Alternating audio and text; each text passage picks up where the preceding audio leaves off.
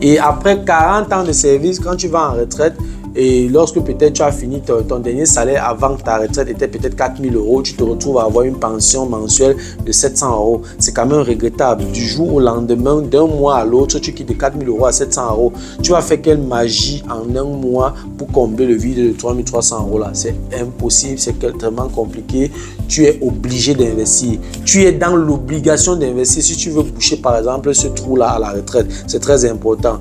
L'investissement n'est plus une option, l'investissement devient une obligation, surtout dans une société comme la société occidentale, qui est une société de consommation, qui est une société hyper endettée. Donc tiens compte de ça, réfléchis bien, forme-toi, identifie l'activité que tu sens que ça peut passer avec toi, tu t'assois, tu te formes, tu te lances, tu investis pour te protéger.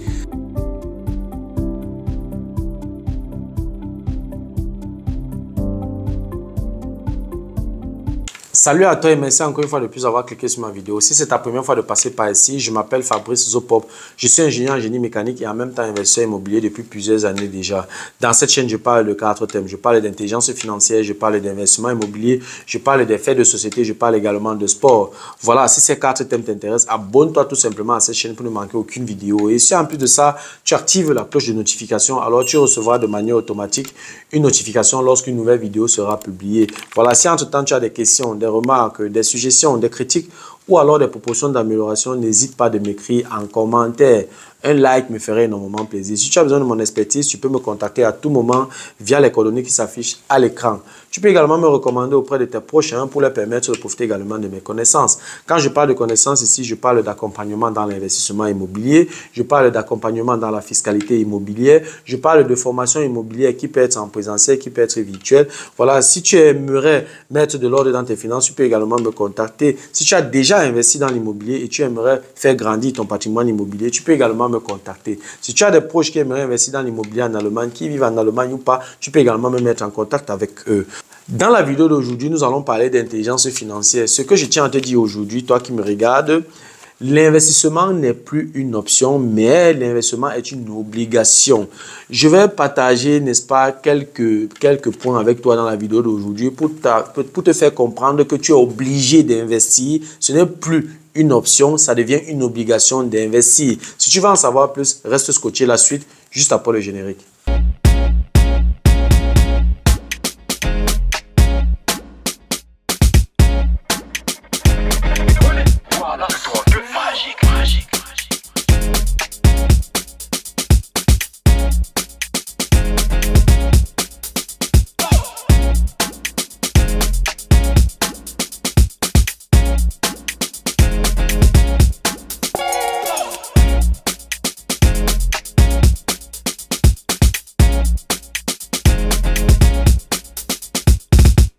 Voilà, comme je l'ai énoncé à l'introduction, je vais te démontrer dans la vidéo d'aujourd'hui, je vais t'expliquer pourquoi est-ce que je déclare que l'investissement n'est plus une option, mais une obligation. Ce que tu dois savoir, hein, dans tous les États du monde, l'État fait de folles dépenses. Quel que soit le pays dans lequel tu te retrouves, l'État fait de folles dépenses parce que l'État vit des impôts des citoyens, l'État vit du contribuable. Ça veut tout simplement dire que pour que l'État fonctionne, l'État doit prélever les taxes. L'État vit des impôts des citoyens. Comment tu dois donc faire? Comment tu peux faire donc pour réduire ta charge fiscale? Comment tu le fais? Parce que dans certains pays, je prends l'exemple de l'Allemagne, si on fait une considération globale, normalement, tu es autour de 40% de taux d'imposition. Ça veut dire que ce que tu travailles, si tu travailles 10 000 € par an, tu vas te retrouver à recevoir 6 000 € net. Donc, si on tient compte également de ce qu'on appelle la TVA, la taxe sur la valeur ajoutée, ce qu'on appelle en allemand Umsatzsteuer oder Mehrwertsteuer, alors tu vas te voir en train de dépenser à peu près, parce que la taxe sur la valeur ajoutée en allemand, c'est 19%.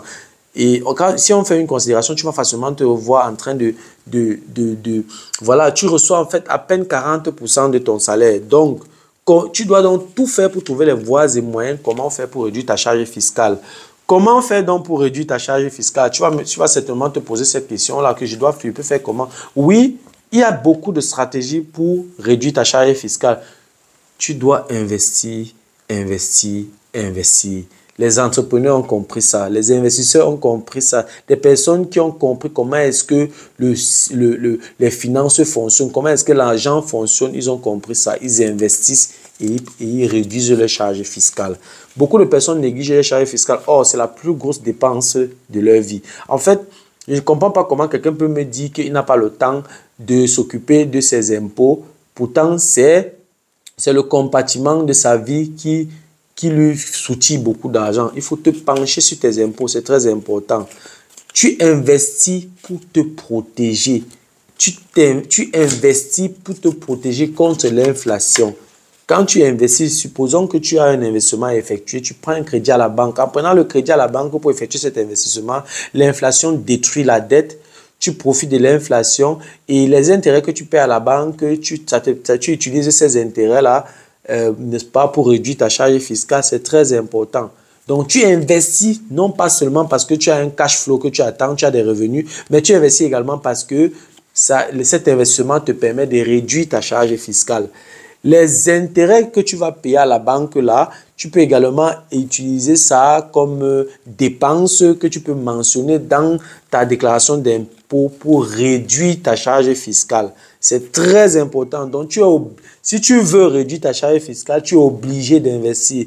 Pour un simple salarié comme toi, comme moi, comme beaucoup de personnes, et que tu vois que tu ne veux pas te lancer dans l'entrepreneuriat, tu n'as pas le temps d'ouvrir une entreprise et tout, tu peux investir dans l'immobilier en tant que salarié et puis tu utilises le levier de l'immobilier donc avec les dépenses que tu vas effectuer parce que le fisc considère un bien immobilier comme une entreprise. Les dépenses que tu vas effectuer donc dans cet investissement, dans ton investissement, tu vas utiliser ça comme levier pour réduire ta charge fiscale. C'est très important. Et tu n'investis pas seulement pour ces éléments-là, tu investis également pour augmenter tes revenus.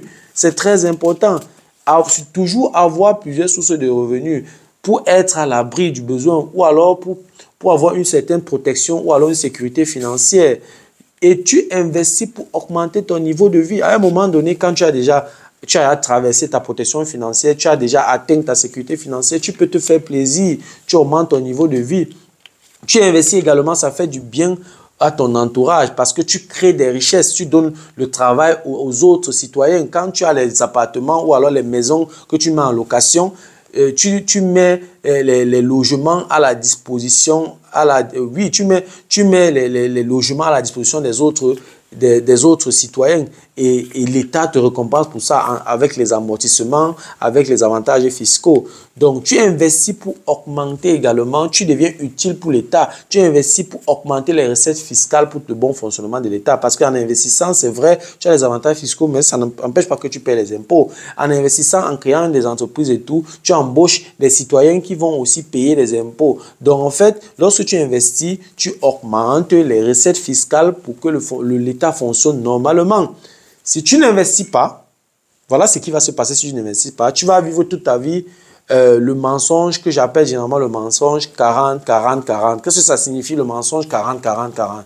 Le mensonge 40-40 signifie que tu travailles 40 heures la semaine pendant 40 ans et pour avoir 40% de ton salaire. Donc, c'est ce que ça veut dire le mensonge 40-40-40.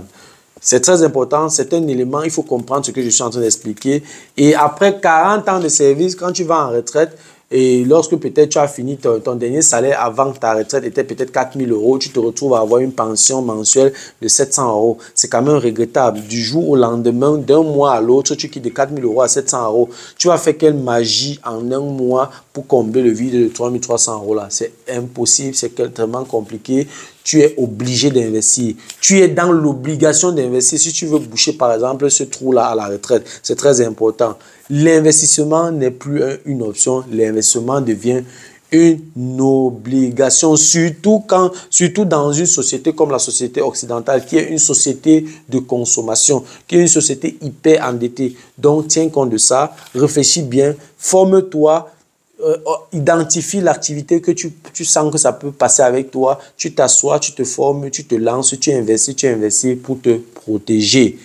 Voilà, c'était tout ce que j'avais à dire par rapport à cette thématique. Tu comprends donc avec moi que tu es obligé d'investir. En fait, ce n'est plus une option, mais ça devient une obligation. Voilà, c'était tout pour la vidéo d'aujourd'hui. J'espère que la vidéo a été à la hauteur de tes attentes. J'espère que tu as pu apprendre quelque chose. J'espère que la vidéo t'a plu. Si la vidéo t'a plu, je te prie de la partager au maximum. Et si les contenus de cette chaîne t'intéressent, abonne-toi tout simplement à cette chaîne pour ne manquer aucune vidéo. Et si en plus de ça, tu actives la cloche de notification, alors tu recevras de manière automatique une notification lorsqu'une nouvelle vidéo sera publiée. Voilà, si entre-temps tu as des questions, des remarques, des suggestions, des critiques ou alors des propositions d'amélioration, n'hésite pas de m'écrire en commentaire. Un like me ferait énormément plaisir. Si tu as besoin de mon expertise, tu peux me contacter à tout moment via les coordonnées qui s'affichent à l'écran. Tu peux également me recommander auprès de tes proches pour leur permettre de profiter également de mes connaissances. Merci encore pour ta disponibilité. Merci pour ton attention. C'était Fabrice de Imogénie. On se dit donc au revoir et à la prochaine. Ciao.